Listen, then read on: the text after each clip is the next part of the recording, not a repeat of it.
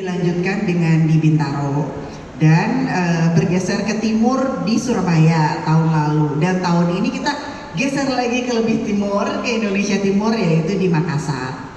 Yang membedakan Trans Snow World Makassar dengan snow yang lainnya, yang utama adalah kita tambah wahananya.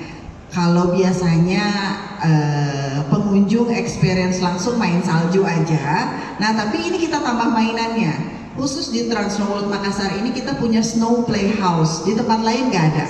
Jadi pengunjung bisa melihat salju dari rumah-rumahan, kemudian langsung bisa main perosotan yang langsung mendaratnya di salju tentunya. Jadi kalau biasanya di tempat bermain yang lainnya atau di taman, itu kan mendaratnya di tanah atau mungkin pasir nih ya. Nah kalau ini langsung bermain, iya, langsung ke salju gitu. Jadi experience-nya spesial sekali.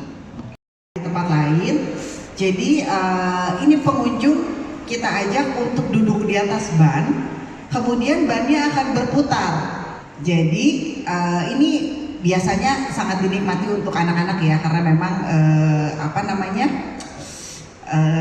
kecepatannya lambat lah, jadi memang sangat aman untuk anak-anak duduk di atas ban, kemudian akan berputar seiring dengan lagu yang dimainkan. Ini kita sebut spinning tire.